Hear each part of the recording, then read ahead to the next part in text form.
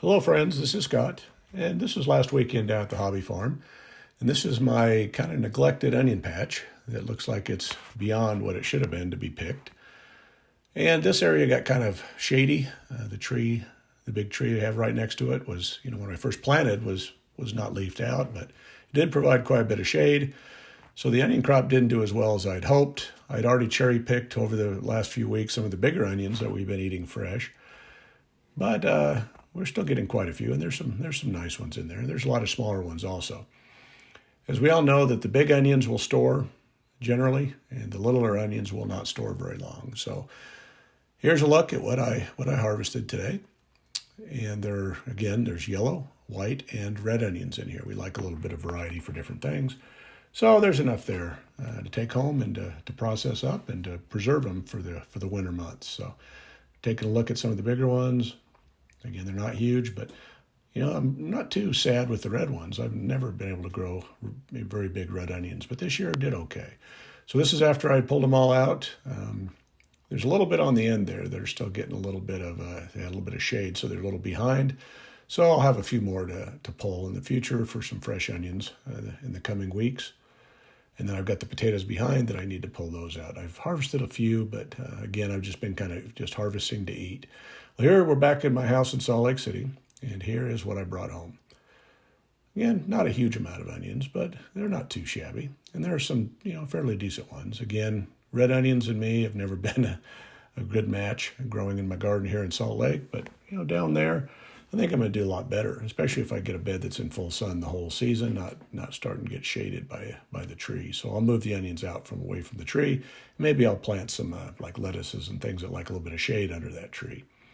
So there's some nice ones in here, but I'll save those for fresh eating, the bigger ones, and then I'm gonna process the rest of these, and I'm gonna show you how I do that so I have them all winter.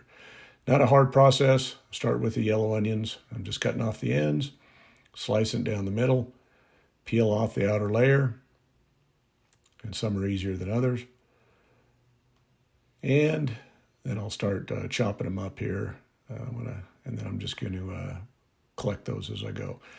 Now, I started out, each time I cut one, I started to slice it all the way, and then with all the peelings and everything, it got to be real messy, and it kind of made a mess of the finished product. So I decided, after I cut up a few of them, that I was going to cut them all up, and then I'm going to rinse them off, and then I'm going to slice them so it's a little bit cleaner of a process. But so, again, I'm wondering how much crying I'm going to do today.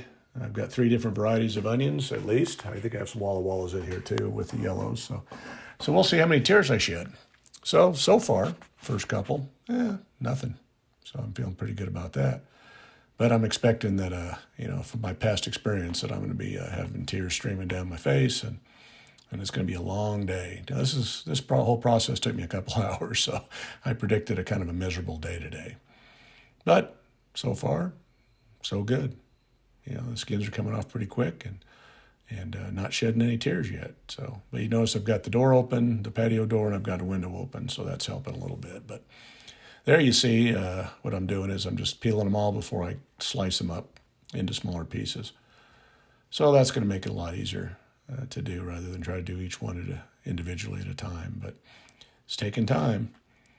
And I can see I've been sitting around a little too much. I'm feeling a little chubby today in this video. So I got to get down to the hobby farm and start doing some more manual labor because I think I'm getting soft here, it looks like. But yeah, it is. It's a combination of old age and too much real estate to do and not enough hard work outside. But as you can see, they're a little bit dirty.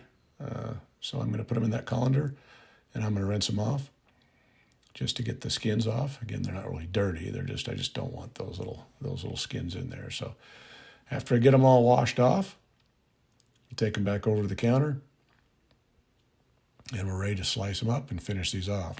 So I got quite a few of the yellows, and that's all of them. So going to get those sliced up, and it made a pretty good container full. So that should fill some pretty good sized freezer bags. I'm using quart freezer bags, and that's how I'm going to preserve my onions. Is I just put them in freezer bags and throw them in the freezer, and just pull them out as we need them. And they're really easy to break apart. Even when they're frozen pretty solid, you just bust them up and you can pull out a few here and there to use. So it's really easy, and it's really nice when you're cooking to not have to mess with cutting up onion. You've already got it cut up, and just pull it out frozen and throw it, take out what you need and throw it in your recipe, and you're good to go. So we'll see how many bags at the end I get of all these different types of onions. But, first bag, I'm just trying to figure out how full I want to make it. Sometimes I use smaller bags. It makes it simpler if you just want to use even smaller than a quart. That way you have a single serving bag. But I think a quart's good, and we just, like I say, break a little bit off when we want to use onion and throw it back in the freezer. So it's a pretty simple deal. But yeah, looking pretty good. So the yellow ones went pretty fast. Again, I'll show you how many bags I got at the end of this. But now we're going to the white onions, and I have a little bit less white onion, but there's still quite a bit here. So again, the same process. Cut the ends off, slice them in half, peel off the skin, and pile them up, and then I'll wash them off, and then I'll chop them up just like I did the yellow onions. So again, still looking for tears, and the yellow didn't give me any tears, so I'm feeling pretty good about this. Let's see what the white onions do to me. I'm expecting that I'm gonna start tearing up here shortly, but so far, first couple doesn't appear to be affecting me at all. It's kind of strange, because onions does affect me. So we'll see how this all goes down. So there's a look at the white onions. And again, they're a little bit messy. So as you can see, I'm going to need to finish those up, and then I'm going to need to rinse these off also, make it a little cleaner. And there they are, ready to be chopped up into smaller pieces and then put into freezer bags. So there they are, chopped up. And again, there wasn't as many as we had with the yellow, but I really like white onion. Each onion variety has definitely a distinct flavor. As you can see, as I get the camera closer, you can start to see it fog up a little bit. So I think that there's some vapors coming off the onions. But as I'm starting the reds, I still haven't had a tear yet. And so I'm just really surprised today. So I'm not complaining. And no, I'm not throwing the cuttings on the floor. I'm collecting those in a bucket and with a sack inside so that I can use those later for another purpose. We try not to waste too much in this household. If it's recyclable, we try to do it. So anyway, I'm just finishing up the red ones. And I'm going to show you my eyes right here. And as you can see, they're not even red. So there's no tears with any of these varieties of onions, which is super interesting. So again, weird, but not as many red onions as the others, but they chopped up nicely. And again, when I got the camera close, it started to fog up again a little bit. So here's a look at what I got today. I've got 2 bags of red, 2 bags of white, and 3 bags of yellow. So again, they're not going to last. It's not a huge amount of onion, but it'll definitely be handy. And then I went ahead and dated them and did label them, the yellow and the white, so I can tell what the difference is. Obviously, the red doesn't need to be labeled, so other than the date. So there we have it. And I took those bags and took them down to our downstairs freezer and throw them in. And that's all it is to preserving onions. Very simple. And now I'm showing you the amount of material that's left over from the cleanup. And I'm going to show you my favorite thing to do. I walk out on our deck, and these are going to our compost bin, our in-ground compost bin, and I like to take a nice little throw. Let's see how I do. Well, not too great today. I'm a little to the right. So anyway, I'll fix that here later. But anyway, onions are very simple. There's no blanching. You just clean them. You cut them up. You clean them up. You bag them up and you freeze them, and then you pull them out and use them as you need them in the winter. Well, thanks for watching this video. And if you like what you see, please hit that subscribe button, like, share, and comment, as I'd love to hear from you.